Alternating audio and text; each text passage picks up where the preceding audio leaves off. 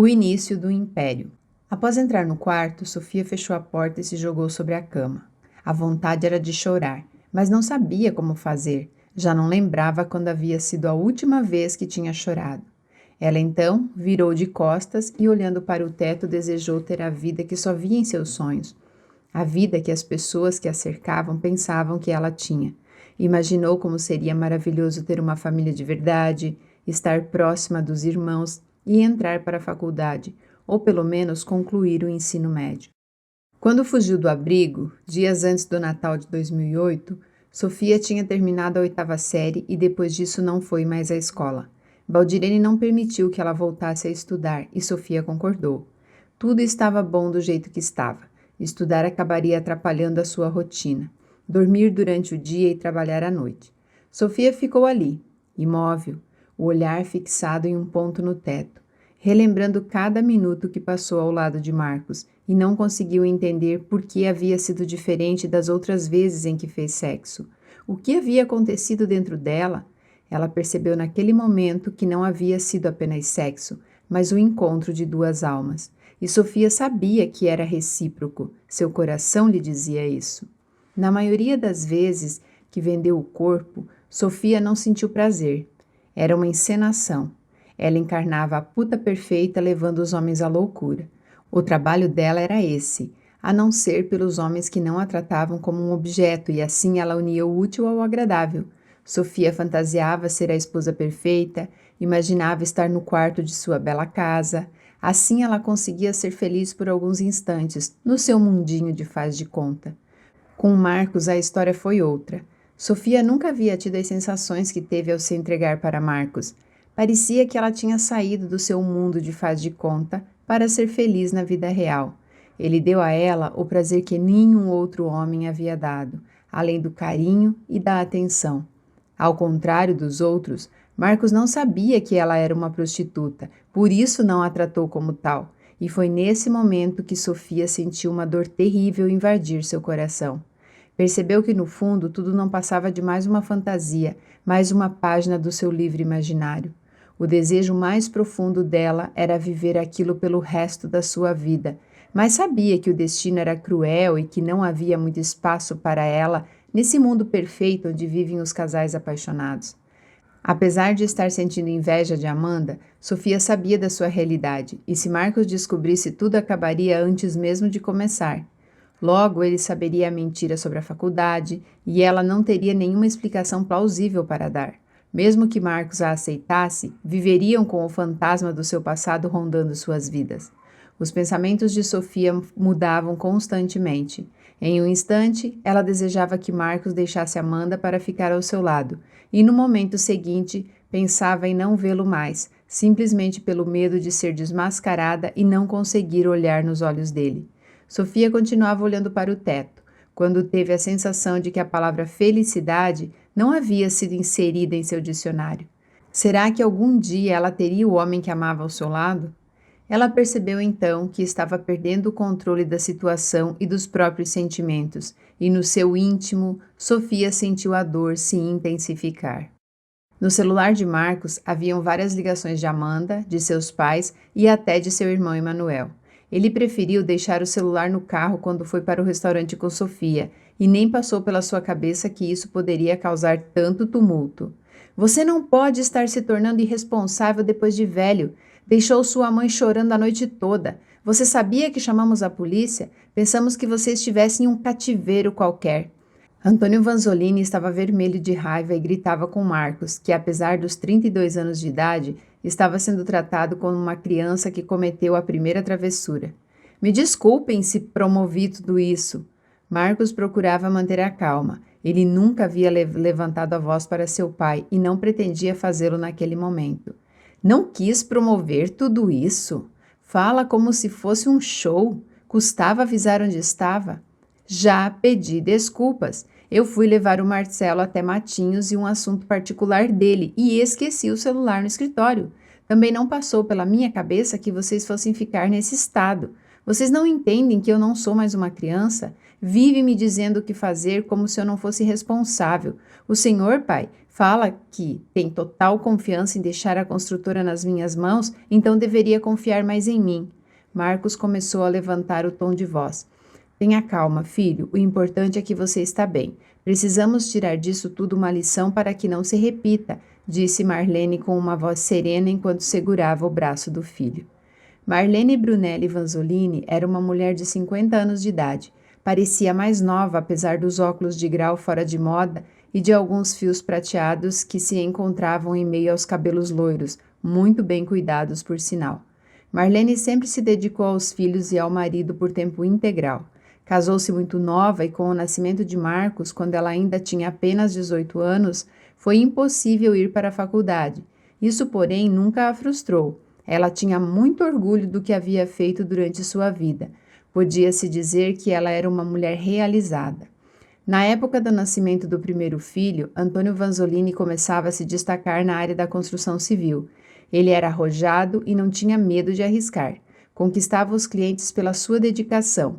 Tratava cada projeto como se fosse uma obra de arte, deixando assim os proprietários do imóvel muito seguros e satisfeitos. Dificilmente, alguns de seus clientes não o indicavam para outros e assim ele foi ganhando espaço e reconhecimento como engenheiro. O casal Vanzolini morava em um apartamento de 2 quartos num bairro próximo ao centro de Curitiba. O imóvel estava em nome de Marlene.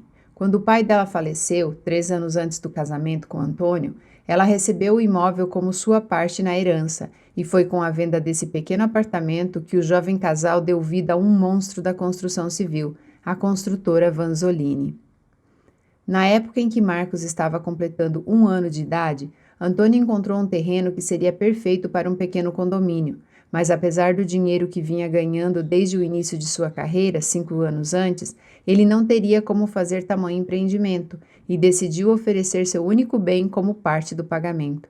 Marlene, no início, ficou assustada com a possibilidade de não ter onde morar, mas confiava em seu marido e se manteve ao lado dele. 2 semanas após fecharem o negócio, eles se mudaram para um apartamento alugado, até terem condições de comprar ou construir outro imóvel. Após fazer um projeto minucioso de engenharia, Antônio Vanzolini descobriu que o dinheiro restante daria apenas para a infraestrutura do terreno e a construção de uma casa de no máximo 100 metros quadrados, com um acabamento razoável. Antônio se recusou a isso. O lugar era esplêndido demais para que fosse perdido com edificações medíocres. O sonho dele teria que ser realizado de um jeito ou outro.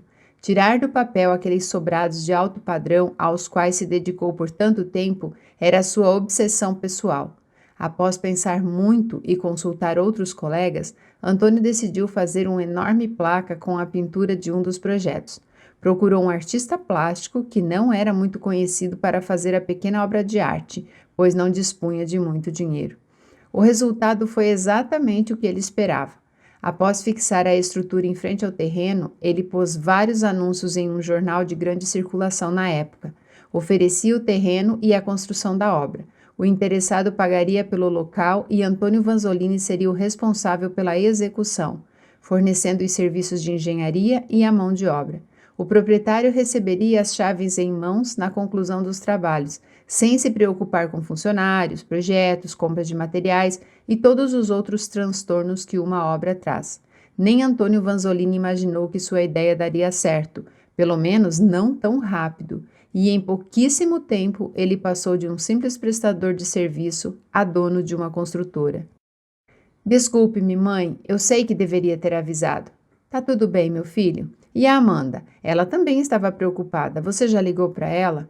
Ainda não. Se vocês me dão licença, eu vou tomar um banho. Marcos deu um beijo na testa de sua mãe, subiu a escada da imensa casa e foi para o seu quarto. Emanuel observava tudo sem dizer uma única palavra, quando, de repente, Antônio, que estava parado com as mãos no bolso olhando pela janela, virou-se para ele e disse: O que é que você está olhando? Por que não está tocando aquela maldita guitarra junto com aqueles loucos que te acompanham naquela banda? Emanuel nem se deu ao trabalho de responder. Descruzou os braços e foi em direção à cozinha, onde o almoço estava sendo servido. Acho que agora chega, Antônio. Não desconte sua raiva em quem não tem nada a ver com isso. O Marcos cometeu um erro, sim, mas entenda que ele já é um homem e tem o direito de tomar as próprias decisões. Eu acho que você está assim não por se preocupar com ele, mas porque ele não lhe deu satisfação pela primeira vez na vida. Marlene pediu licença e então foi atrás de Manuel. Antônio Vanzolini ficou calado e voltou a olhar pela janela. Pensou no que sua esposa havia lhe dito e em poucos minutos estava mais calmo. Emanuel estava sentado em cima de uma bancada de mármore que formava uma ilha na cozinha. Tinha nas mãos uma lata de cerveja e parecia tranquilo. Tudo bem com você? Perguntou Marlene com toda a preocupação de mãe enquanto se aproximava. Claro que tá, mãe. Você sabe que eu não ligo para o que ele diz. Já superei isso há muito tempo. E a senhora está bem? Ela sorriu. Parece que você não me conhece? Eu sempre estou bem. Acho melhor eu tomar um gole dessa cerveja, mesmo com esse frio, ela parece boa. Mãe? Eu não estou te reconhecendo. A senhora não bebe cerveja. Meu pai já dizia que para tudo na vida tem a primeira vez. Ela tomou um gole da cerveja direto na lata enquanto Emanuel a observava. E o CD? Sai ou não sai? Ele queria rir, mas achou melhor se conter. Poderia constrangê-la. Mas que sua mãe não combinava com uma lata de cerveja não combinava mesmo. E com um esforço danado, ele apenas respondeu à pergunta de Marlene. Sai sim, mas está no forno ainda. Desde quando os CDs são assados? Perguntou ela enquanto devolvia a cerveja ao filho. É como se fala quando está quase pronto, mãe. Acho que levará um pouco mais de um mês, daí sim será lançado. Estou ansiosa para ver o rosto do meu bebezinho estampado nas revistas. Marlene apertou as bochechas de Emanuel de uma forma muito carinhosa a fim de descontraí-lo. Por mais que ele dissesse não ligar, ela sabia que Antônio o magoara. Para com isso, mãe, disse ele tirando as mãos dela do seu rosto. E tem mais uma coisa, nós não somos conhecidos a ponto de sair em capa de revista. É apenas um CD. Esperamos que ele faça sucesso, mas por enquanto é só um sonho. Temos um longo caminho pela frente. Bom, enquanto você não fica famoso, será que podemos almoçar?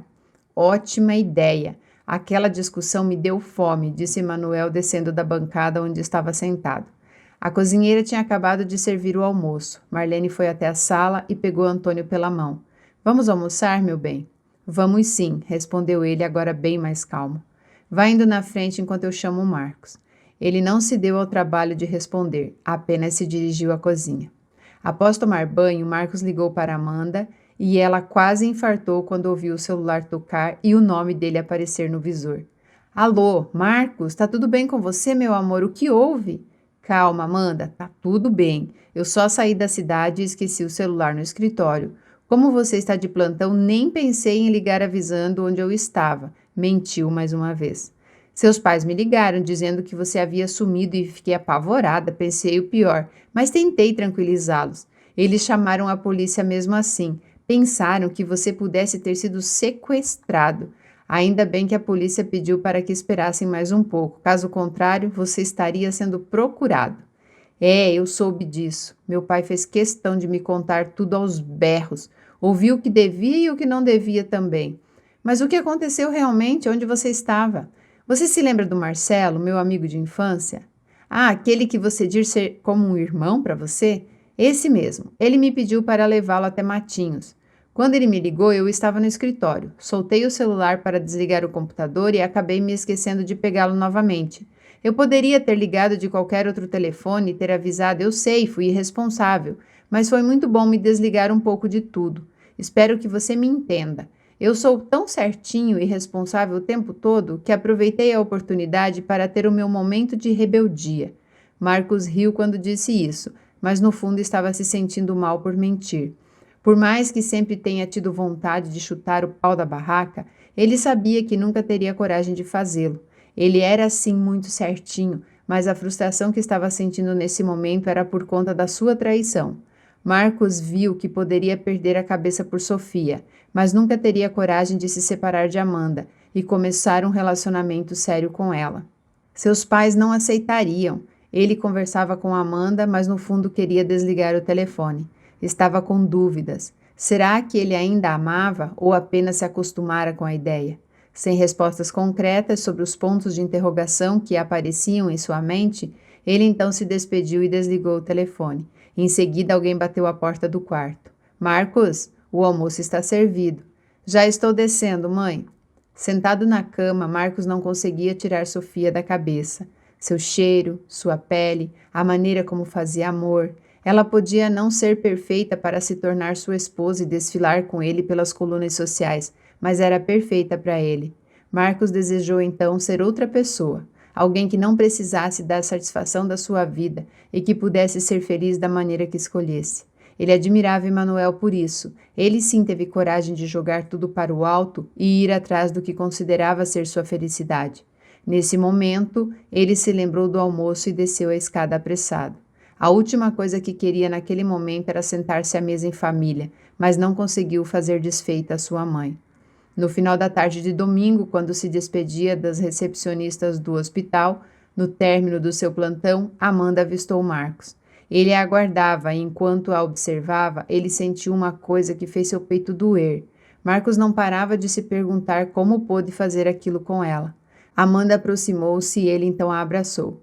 Ficou assim por algum tempo, deixando-a intrigada. Ele não costumava tomar esse tipo de atitude. Aconteceu algo mais que eu ainda não sei? Não, eu só estava com saudades. E eu preocupada. Prometa que não vai mais sair da cidade sem me avisar. Podemos mudar de assunto? Já recebi sermão demais por hoje. Eu imagino, seu pai deve ter ficado furioso quando te viu. Não, você não imagina. Só faltou ele me dar umas palmadas. Os dois riram juntos ao imaginar a cena. Posso te levar para casa? Eu adoraria. Na verdade, eu preciso comprar um carro com urgência, mas não quero financiar e meu consórcio não sai nunca. Acho que no mês que vem eu vou dar um lance. Eu não me ofereço mais para ajudá-la. Já te ofereci um empréstimo, mas a senhorita é orgulhosa demais para aceitar. Você sabe que não é isso e agora quem quer mudar de assunto sou eu. Quando chegaram ao estacionamento, ele, muito gentil, abriu a porta do carro para ela. Durante o trajeto, conversaram bastante e quando pararam em frente ao prédio, Amanda perguntou: Você não vai subir? Marcos fitou-a e, sem muitos rodeios, respondeu: Não, eu estou cansado da viagem e ainda, como se não bastasse, tem meu pai. Não quero chegar tarde em casa. Amanhã tenho que chegar cedo à construtora. Você viu os jornais? O lançamento foi um sucesso. Acho que teremos muito trabalho daqui para frente. Você não pode negar que vocês sempre têm muito trabalho, não é mesmo? Você tem razão. Temos muitos imóveis por entregar e estamos tentando evitar ao máximo o pagamento de multas. Então está bem, eu vou subir. Preciso de um banho quente. Eu também estou cansada. Esse frio levou muitas crianças ao pronto-socorro. A maioria com resfriados e pneumonias. Acho que não dormi nem 5 minutos a noite passada. Nos falamos amanhã, pode ser? Assim que entrou, Amanda deu de cara com Sofia. Ela estava sentada à mesa e ficou extremamente nervosa. Nossa, parece que você viu um fantasma, disse Amanda enquanto fechava a porta. Eu estava distraída e você me assustou. Sofia estava com a mão no peito, seus olhos verdes esbugalhados. Desculpa, não foi minha intenção. Tudo bem, já já eu paro de tremer. Sofia tentava disfarçar o quanto seu coração estava acelerado. Se tivesse entrado um estranho porta adentro, talvez Sofia não tivesse assustado tanto. Ela não se via preparada para conversar com Amanda, não depois de ter saído com Marcos. No fundo, Sofia gostava de Amanda e não havia planejado o que estava acontecendo. Por isso, talvez não conseguisse encará-la. Amanda se aproximou da mesa. Sabe que há muito tempo eu não me sentia tão cansada? Além de enfrentar um plantão de 24 horas, ainda tive que me estressar com o Marcos. Ao ouvir isso, Sofia pensou que seu coração pararia de vez, ou então ela teria um colapso nervoso. O que aconteceu com ele? Dá para acreditar que ele foi para Matinhos ontem pela manhã e não avisou ninguém? Só voltou hoje na hora do almoço. O Antônio chamou até a polícia. A primeira coisa que eles pensaram foi sequestro. Sofia não podia deixar de pensar que de alguma forma ele havia sido sequestrado. E o pior é que ele não levou o celular, esqueceu no escritório. Sofia sabia que Marcos estava com o celular, mas que o mesmo permaneceu no carro o tempo todo. Ele estava mentindo, saindo-se melhor que a encomenda, e ela via nisso um ponto a seu favor. Amanda pendurou a bolsa na cadeira em que estava apoiada e perguntou: O que a Rebeca e a Cláudia fizeram para o almoço? Estrogonofe com arroz. Ai, que delícia! Espero que tenha sobrado um pouquinho para mim. Não levei lanche e já enjoei da comida do hospital. Estou morrendo de fome. Está na geladeira, mas foi a Rebeca quem cozinhou, então se prepare, disse Sofia enquanto tentava disfarçar seu nervosismo. Pare com isso, Sofia, até que a Rebeca cozinha bem.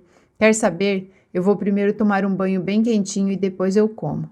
Amanda dirigiu-se para o banheiro e quando Sofia ouviu o barulho da água caindo do chuveiro, não pensou duas vezes antes de procurar o celular de Amanda dentro da bolsa. Sua intenção era ver o número do telefone de Marcos. Assim que conseguiu, recolocou tudo de volta no lugar e foi para o quarto. Entre milhares de dúvidas em relação ao que deveria fazer, ela ligou. Alô? A voz dele era terna e suave. Oi, gatinho. Acredita que já estou com saudade? Quem está falando? Marcos perguntou só por perguntar. Ele não esqueceria aquela voz tão facilmente. Puxa, Marcos, é a Sofia. Ela pareceu decepcionada. Oi, tudo bem com você, gatinha? Desculpe, mas acho que não lhe passei meu número, então como eu deveria saber que era você? Eu te desculpo, mas antes disso você precisa dizer que quer me ver novamente. Ai, menina, você bagunçou a minha vida, sabia? Não acho que aquilo deva se repetir. Temo que alguém possa sair muito machucado nessa história, mas para dizer a verdade, eu não sei se consigo resistir a você. A minha vida também está uma bagunça. Não consigo parar de pensar em você e no que eu senti no pouco tempo que ficamos juntos. Mas você tem que querer também, ou então não valerá a pena sonhar com isso. Sofia estava exultante com a possibilidade de ser recíproco o que sentia por Marcos. É claro que eu quero, só não sei se devemos correr o risco. E por que os nossos desejos não valeriam o risco? Nós só precisamos tomar cuidado, não somos crianças, você sabe disso. Mas, mudando de assunto, a Amanda me contou que você foi para Matinhos ontem? Ela estava com certeza debochando dele. Novamente, Marcos sentiu que ela fingia uma preocupação que não existia, mas ele não dava a mínima para isso. Melhor do que ter sido sequestrado, né? Não imaginei que causaria tanto tumulto. Eu realmente devo ser alguém muito importante. Ele riu. Para mim, você é. E eu preferia que você tivesse sido sequestrado, assim eu teria você só para mim, por tempo indeterminado. Sofia, vamos fazer o seguinte? Não me ligue mais. Assim que eu tiver uma oportunidade, eu a procuro. Prometa que não vai mais ligar. Não vou prometer o que eu não posso cumprir. Prometa você que vai me ligar, ou então eu ficarei deprimida, retrucou ela. Não seja sentimental, nem parece a mulher que estava comigo ontem. Já falei, eu procuro você. Agora eu preciso colocar o carro na garagem. Acabei de chegar aí em casa. Você sabia que eu posso ter levado uma multa por sua culpa? É proibido dirigir e falar no celular ao mesmo tempo.